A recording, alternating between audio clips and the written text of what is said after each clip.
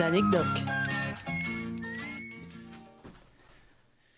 Alors bonjour à tous, alors moi je vais commencer par vous poser une petite question. Donc d'après vous, à quel âge a été diplômé donc le doctorant le plus âgé? Bon, si vous avez la réponse, laissez un petit peu de suspense, hein. Mais voilà, donc j'attends vos propositions. 85 ? Moins. C'est plus que ça. 90. 92. 103. C'est un peu moins que ça. 102 102 ans exactement. And the winner is me. Alors c'est assez drôle, enfin oui et non. En fait, si vous voulez, donc c'est une chercheuse allemande, donc je vais un peu écorcher son nom, je suis désolé. Donc c'est Ingeborg Silem-Rapoport. Ouais, mais ça démontre que les femmes sont téméraires. Exactement, voilà, parce qu'elle a été diplômée donc à l'âge de 102 ans. Elle a reçu son doctorat qu'elle a soutenu donc le 13 mai 2015. Donc en fait, ce qui s'est passé, c'est qu'elle était en thèse donc à l'hôpital donc d'Hambourg, qu'elle étudiait la diphtérie. Donc c'était elle était d'origine juive, et en fait donc sous le régime nazi, elle a été interdite donc de soutenir à ce moment-là donc par les obligations, on va dire, imposées par le régime. Donc elle a pris la fuite entre guillemets, elle est partie aux États-Unis, elle est revenue en Allemagne donc quelques années après, et finalement donc c'est seulement après plusieurs démarches que finalement elle a eu la chance de soutenir entre guillemets à 102 ans. Donc en fait il y a 3 chercheurs qui sont venus à son domicile. Et elle leur a présenté ses travaux, donc c'était assez compliqué parce qu'à son âge forcément elle n'était pas très au taquet, on va dire, sur tout ce qui était nouvelles technologies, donc c'était assez compliqué. Elle a dû se faire aider, mais finalement donc elle a pu présenter ses travaux après une mise à jour, donc une remise à niveau de ses travaux, et elle a été diplômée donc un mois après pour ses travaux sur la diphtérie. Bah, du coup, un petit dédicace à tous ceux qui font leur thèse à la main, puisqu'il y en a. Et petite dédicace à tous les juristes. On a finalement le temps, hein, 102 ans, on a de la marge, on soutiendra peut-être un jour, les amis. Hein. Voilà, exactement. Alors je vais enchaîner donc par une deuxième anecdote. En fait, donc c'est 2 personnalités assez connues, 2 célébrités françaises en fait, qui ont obtenu donc un doctorat, donc un en mathématiques et un en physique. Donc je vais pas trop donner d'indices pour l'instant, je vais vous laisser un peu dans le flou. Je pense.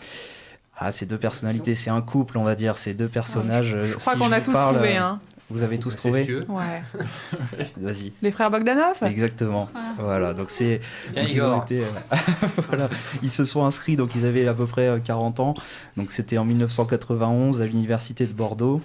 Et finalement, donc ils ont eu quelques difficultés. Ils ont changé plusieurs fois de laboratoire, plusieurs fois d'université. Et finalement, donc il y a Grishka qui a obtenu son diplôme en 1999 pour ses travaux sur la fluctuation quantique de la signature de la métrique à l'échelle de Planck. Oui, c'est trivial. Igor, voilà, c'est très intéressant. Et en 2002, donc Igor sur l'état topologique de l'espace-temps à l'échelle 0. Donc en fait, leurs deux doctorats ont fait beaucoup de débats, puisque forcément ils ont été remis en question par plusieurs personnes. Comme quoi ça tenait pas la route, clairement. Donc il y a eu énormément de procès, dont un dernier procès en date, donc qui s'est terminé en 2012, où ils ont décidé d'attaquer le CNRS, et finalement donc ils ont dû verser 2000 € de dommages et intérêts au CNRS qui avait remis en cause la véracité de ce qu'ils avaient avancé. Donc ils ont toujours leur doctorat ? Mais ils ont toujours leur doctorat, même si ça a été prouvé que scientifiquement, il n'y a pas... les rapports sont légers quand même, il faut aller voir les rapports, voilà, ça vaut le coup d'œil. c'est assez léger et ça peut être assez intéressant à regarder. Oui, mais aujourd'hui, ils touchent chez Hanouna, donc Ouais, mais ça a payé leurs interventions chirurgicales. Moi, je pense que c'est l'avenir du doctorat. À 102 ans, ils n'auront pas changé. Exactement, oui, je suis d'accord. Ça leur laisse le temps d'en soutenir un deuxième, un vrai. Bon, et je vais terminer, si j'ai le temps, par une petite anecdote. Donc là, c'est un petit coup de cœur, si vous voulez.